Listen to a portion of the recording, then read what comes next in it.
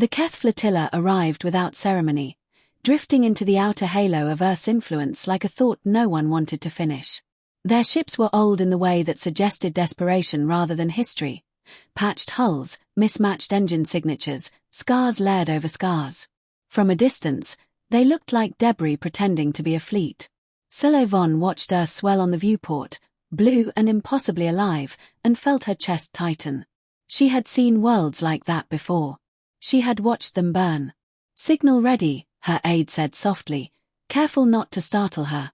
Even after months aboard refugee ships, the Keth still spoke as if loud voices might invite disaster. Selarai inclined her head. The transmission was already composed, measured, formal, stripped of emotion the way experience demanded. No accusations. No appeals to guilt. Just facts, needs, and the final truth. "We cannot survive alone." She pressed the authorization glyph. "This is Selarai Von, liaison of the Keth Assembly," she said, her voice steady despite the tremor in her hands. "We request asylum.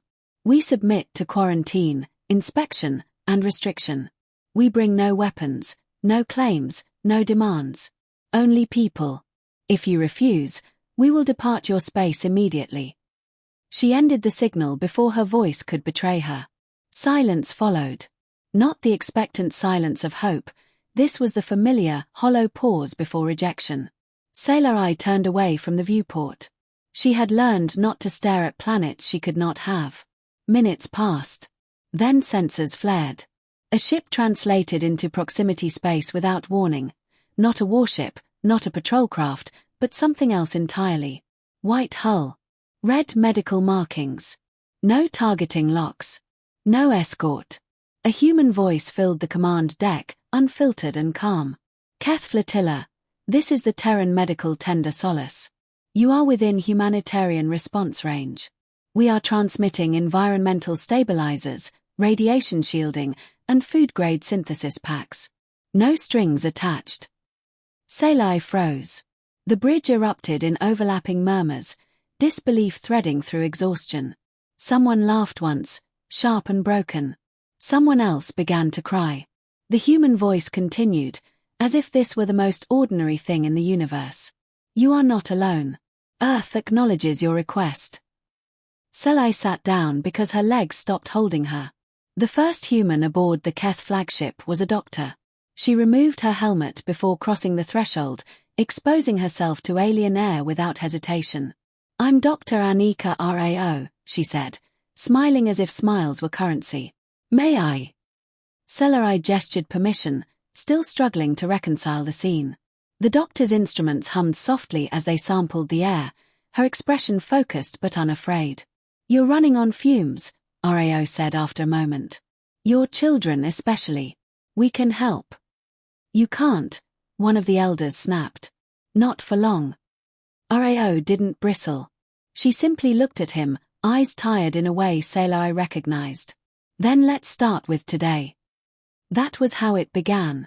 Not with treaties or councils, but with clean air that didn't burn the lungs and water that didn't taste of recycled despair. Within days, more ships arrived. Engineers. Biologists. Translators who tripped over grammar and laughed about it.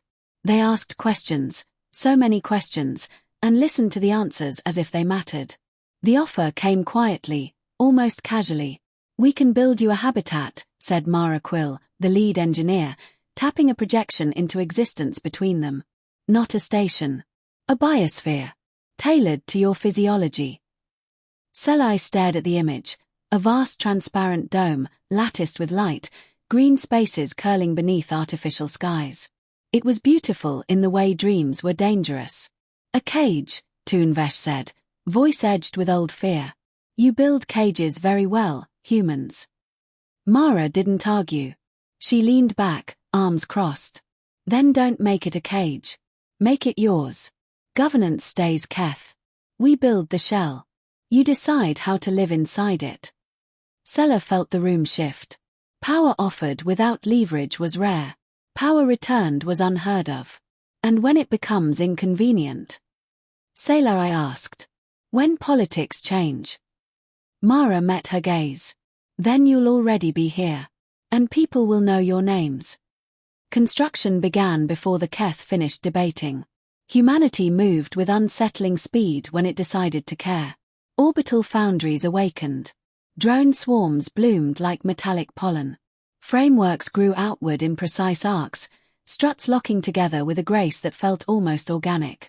Panels followed, glass stronger than steel, transparent yet alive with faint energy lines. From the Keth ships, it looked like watching a world being assembled. Sailor Eye walked the growing structure with Mara, their voices echoing inside unfinished space. "You build like you're racing something," Sailor Eye observed. Mara snorted. "We are. Time. Fear. History." They adjusted everything.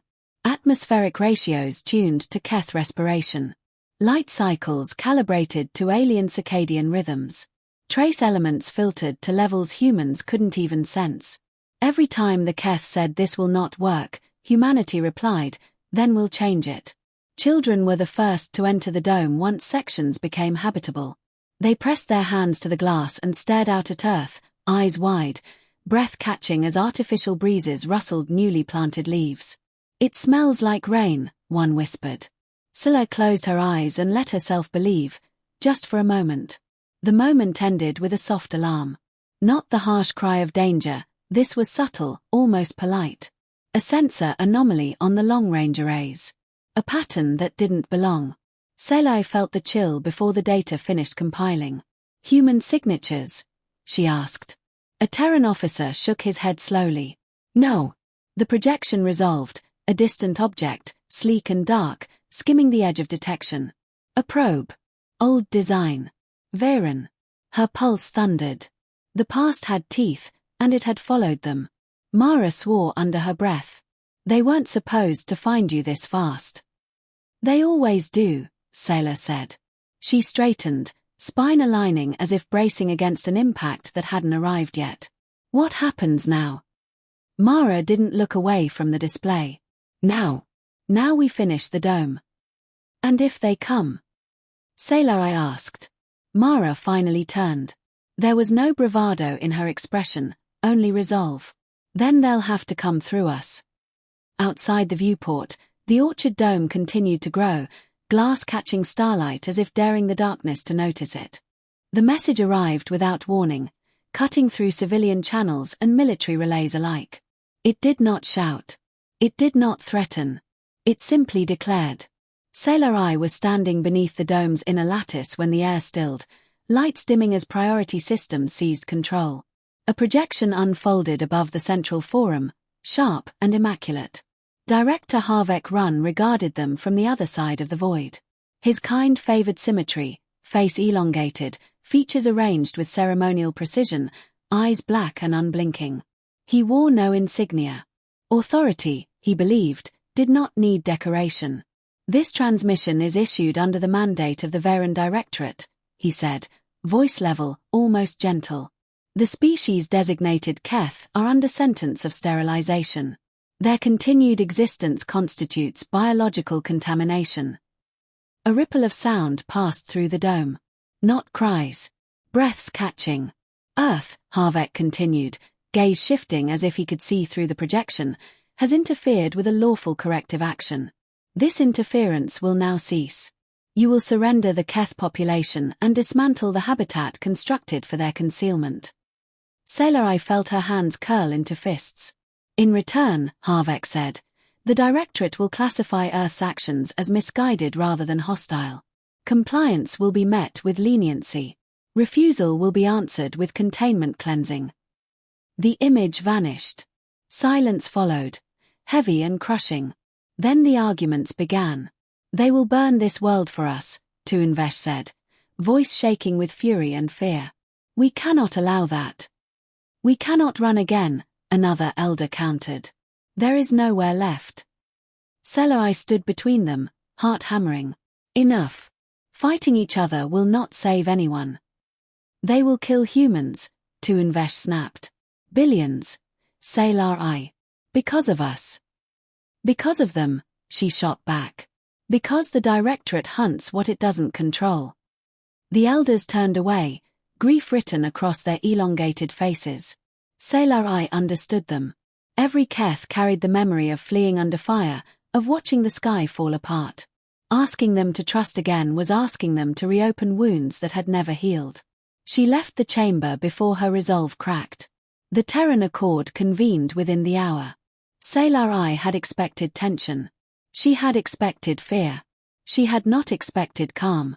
Human commanders, diplomats, and engineers filled the circular hall, expressions grave but focused. Data streamed across layered displays, fleet trajectories, threat models, evacuation timelines. A Terran admiral rose when Sailor I entered. He did not speak to her first. He spoke to the room. "The Directorate has issued an ultimatum," he said. "Our response is no." No speeches followed. No raised voices. The word settled like a keystone. "They are asking you to trade us," Sailor I said quietly, breaking protocol. "You could avoid war." The Admiral met her gaze. "We could postpone it. Not avoid it." A murmur of agreement followed. "We do not exchange lives for quiet," he continued. "That is not peace. That is debt. And it always comes due." Scylla exhaled slowly. Something inside her shifted. Fear, yes, but also something dangerously close to hope. "What do you need from me?" she asked. The Admiral gestured to the display. A model of the Orchard Dome rotated, highlighted in warning amber. "We need to move it. The Directorate will target fixed assets first." Sailor I frowned. "It isn't a station. It's a biosphere. Thrust alone will destabilize your atmospheric layers," an engineer finished. "We know. That's why we need you." The work began immediately. Sailor found herself at the heart of a controlled storm, surrounded by humans who spoke in rapid bursts of equations and contingency plans. She countered with biological tolerances, metabolic thresholds, the subtle cues Keth bodies gave when systems drifted out of balance. Microvibrations threatened internal root structures. Radiation spikes risked long-term cellular damage. Magnetic shifts interfered with Keth neural rhythms. Each problem met resistance. Each resistance met adaptation. "We can dampen the resonance," Mara said, fingers dancing across a console. "Layered counter-oscillation." "That buys minutes," Sailor I replied. "We need hours." "Then we slow the burn," Mara said. "Lower thrust, longer window. That increases exposure." Mara paused. "Unless we reinforce the field." They stared at each other. Then both nodded. Trust, Sailor I realized, wasn't a promise. It was shared problem-solving under pressure. The sabotage was subtle. Sensors reported nothing out of range. The dome's oxygen levels held steady. Yet Sailor I felt it while walking the inner gardens, a faint tightness behind the sternum, a dryness that should not have been there. She stopped, inhaled again, and knew. "Lock down Sector 7, she said into her comm now. Security teams moved fast. They found the altered filtration node hidden beneath a maintenance panel, its matrix reconfigured to introduce trace compounds harmless to humans but corrosive to Keth lungs. A Directorate fingerprint, precise and cruel.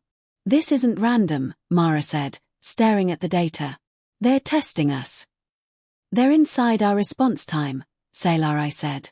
"They want to see if we fracture." The humans didn't. No accusations followed. No suspicion turned inward. The infiltrator was hunted and contained without spectacle. Systems were hardened. Protocols rewritten. Later, alone in the command gallery, Sailor I was summoned again. "This role you're in," the Admiral said, hands clasped behind his back, "it's not civilian anymore." She nodded. "I know. We can formalize your authority. Protection detail. Direct access." Scylla thought of the elders' faces. Of the children pressing their hands to glass. Of the dome still unfinished, still fragile. "Yes," she said. "For the dome." The Directorate fleet crossed into the system 2 days later. They did not rush. They advanced with ceremonial precision, warships aligned like a blade being drawn slowly from its sheath. Harvek Run watched from his command throne, confident in fear's arithmetic. Inside the Orchard Dome, Relocation thrusters warmed. Artificial skies shimmered as systems compensated. Keth families gathered in common spaces, whispering prayers older than exile. Some looked to Sailor with accusation. Others with pleading. "We should leave," Toonvesh said, cornering her near the central lift. "Before Earth pays for us." Scylla held his gaze. "If we leave, they will follow. If we stay, Earth stands. And if Earth falls? Then we fall with allies," she said. "Not alone." The elder studied her for a long moment. Then he inclined his head, just enough to acknowledge her resolve. The dome shuddered gently as engines engaged. Through the transparent shell, stars slid, imperceptibly at first, then with purpose. Somewhere beyond the orbiting lights of Earth, warships aligned their guns. And for the first time in generations, the Keth were not running. They were being moved, carefully, deliberately, by a species that had decided the line would be drawn here. The Directorate fleet did not announce its arrival with fire. It arrived with patience.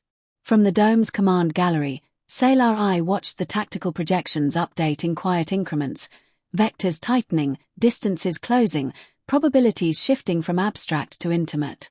The Varen ships formed a measured arc beyond the system's inner markers, hulls dark, emissions disciplined. They were not rushing. They were waiting for Earth to doubt itself. Inside the orchard dome, life continued under a strained calm. Children attended lessons beneath artificial skylight. Engineers finished sealing habitat ribs. Gardens grew under careful hands. The refusal to stop living felt deliberate, almost defiant. Sele moved through it all with a data slate and a knot in her chest. "They're probing our comms," a Terran analyst said as she entered the operations ring. "Soft touches. Seeing what we answer." "Let them listen," Mara replied from her station. "They'll hear us working." The sabotage team was caught 2 hours later. It wasn't dramatic. No alarms, no chase through corridors. Just a maintenance drone that lingered too long near a thermal exchanger and a checksum that didn't reconcile.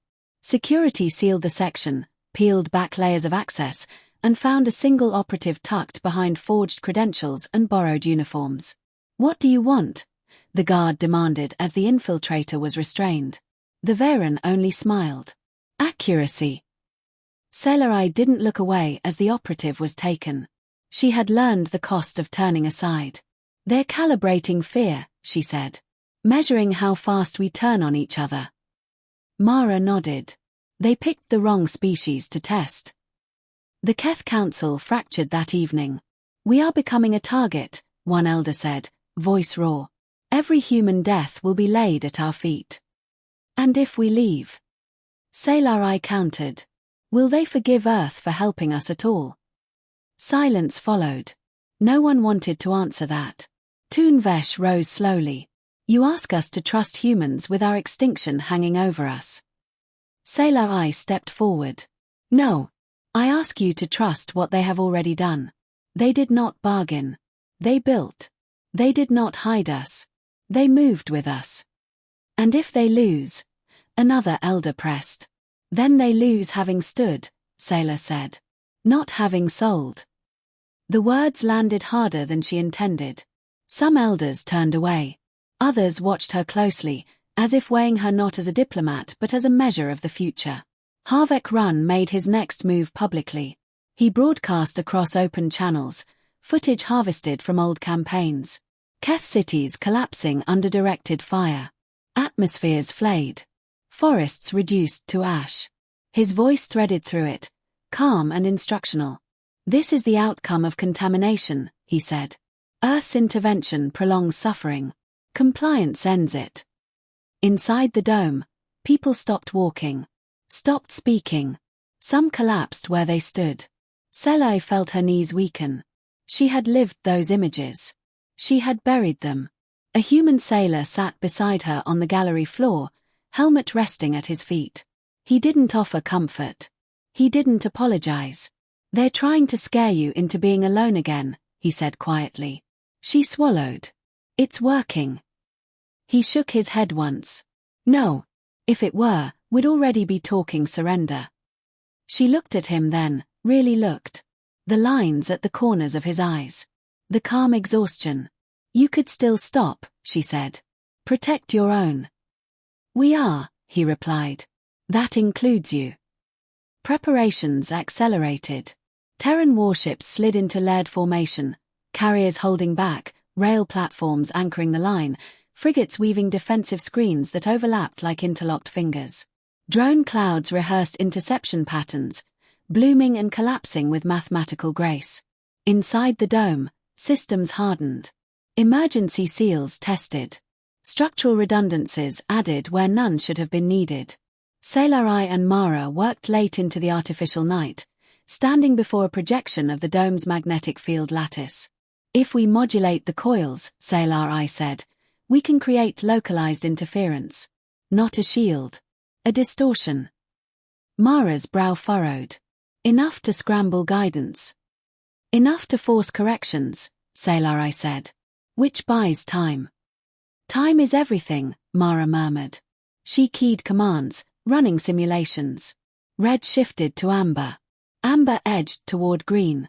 "This will stress your people," Mara said. Sailari nodded. "We can take it." Briefly. Mara met her gaze. "Then let's make sure it counts." The Directorate initiated its limited strike at dawn. Kinetic kill vehicles launched in disciplined waves, trajectories calculated to bracket the dome's relocation path without striking it outright. A threat designed to look precise, restrained, reasonable. Earth answered without hesitation. Point defense grids ignited, filling space with controlled chaos. Interceptors shredded incoming projectiles. Rail batteries spoke in thunderless flashes, hurling mass across impossible distances. "Distortion window," Mara called. "Now." Sailari triggered the sequence. The dome's field coils sang, not audibly, but with a sensation that rippled through bone and breath. Stars seemed to smear for an instant. Guidance systems stuttered. Kill vehicles wavered, correction algorithms fighting noise they had not been built to understand. Intercept rates climbed. Cheers broke out across the command net. Short, fierce, cut off as new contacts flared. "They're committing heavier units," an analyst warned. Harvek's flagship advanced, flanked by escorts, emissions spiking as weapon capacitors charged. A channel opened. "Humanity," Harvek said, his image cold and immaculate. "You will bleed for them." The Terran admiral's reply was immediate. "We will bleed for what we refuse to become." The flagship aligned its primary lance toward the dome. "Spinal battery," the admiral ordered. "Fire." The shot was not elegant. It was precise. A mass driver round accelerated to violence and crossed the gap before Harvek could finish a thought. It tore through command decks and extinguished the signal in a bloom of silent debris. The Directorate line faltered. Some ships withdrew. Others broke formation. Earth pressed only enough to end the threat, not enough to become what it opposed. When the alarms finally faded, the dome drifted in quiet orbit, scarred but intact. Inside, lights dimmed. Names were read. Silence held. Sailari stood beneath the central tree, the first one planted, its leaves trembling in recycled air. Around her, Keth elders and human crew gathered, no longer separated by titles or fear. Toon Vesh approached her slowly. "We are still here," he said. "Yes," Sailai replied. Her voice did not break. Beyond the glass, Terran warships held their stations, dark and watchful. Kindness, Sailai realized, had not saved them alone. It had stood its ground, and learned how to bite. The war did not end with celebration. It ended with accounting. Damage tallies scrolled across command displays, ships lost, hulls breached, crews evacuated too late or not at all. Humanity did not hide the numbers. They spoke the names aloud. The silence that followed was deliberate, a space carved for weight to exist without being rushed aside. Inside the dome, artificial dawn spread slowly across the inner sky. The light was tuned softer than usual, compensating for fatigue that reached beyond muscles and into memory. Keth families gathered in the central concourse, eyes drawn again and again to the transparent shell above them. The stars were still there. Sele stood at the edge of the garden ring, fingers brushing the bark of the young tree planted at its heart. Its leaves had curled slightly during the magnetic distortion pulse, but they had not fallen. The roots held. "You should rest," Mara said quietly, approaching from behind. "In a moment," Sailor replied. Her voice felt steadier than she expected. "I want to see it awake." Mara followed her gaze. Beyond the dome, Terran warships maintained their perimeter, engines idling low, formation unbroken. They looked different now, not threatening, not distant. Familiar. "They'll stay," Mara said, reading her thoughts. "Long enough that the message sinks in." Sailor nodded. "The Directorate won't forget." "No," Mara agreed. "But neither will anyone else." The Keth Council convened at midday. No one argued this time. Grief had stripped away the last illusions. The elders spoke plainly, voices rough but resolute. "We believed survival meant avoiding attention," Tuinvesh said. "We were wrong." Selarai listened without interruption. "Earth did not shelter us in shadows," he continued. "They placed us where the galaxy could see us, and then stood between us and extinction." He turned to Sailor and inclined his head fully, a gesture reserved for acknowledgement of equal standing. "You chose rightly." She felt the weight of it settle, heavy and grounding. "The dome needs a name," another elder said. "Not a designation. A word." Suggestions followed, soft and uncertain at first. Keth phrases that translated poorly. Human terms that felt too sharp, too loaded. Sailor spoke only once. "Haven," she said. The word passed through the chamber, tested and tasted. Simple. Solid. Tuinvesh nodded. "Then Haven it is." The formal declaration was broadcast 3 days later. The Terran Accord announced Haven as a protected autonomous habitat under Mutual Defense Charter. The language was precise, legal, unambiguous. An attack on Haven would be treated as an attack on Earth. Across known space, reactions rippled. Some governments protested. Others watched quietly, reassessing old assumptions. A few sent messages of support, carefully worded, cautiously hopeful. Harvek Run's fate was not glorified. His flagship was salvaged.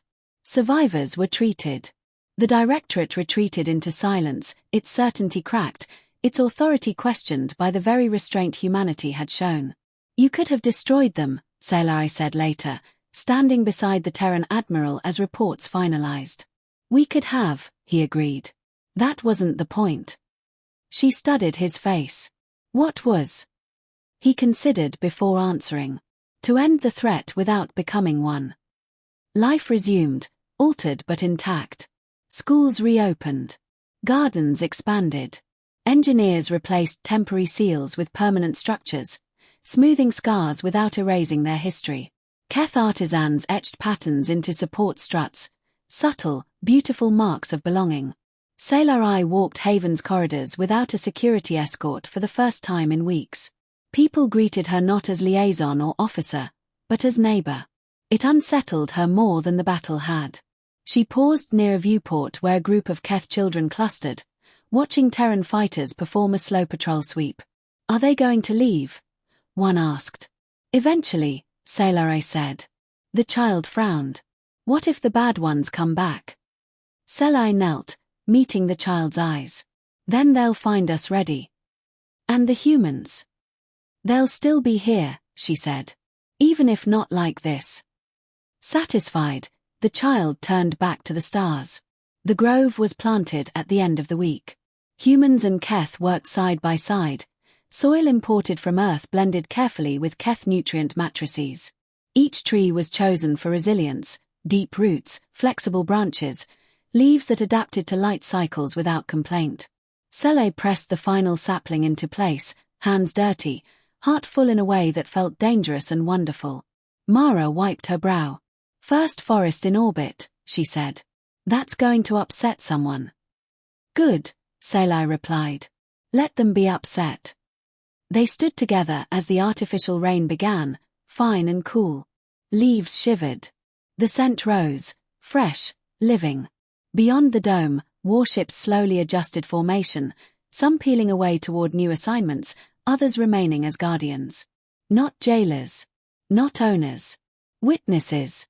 Scylla looked up through the glass at the blue curve of Earth in the distance and understood something she had not dared to name before.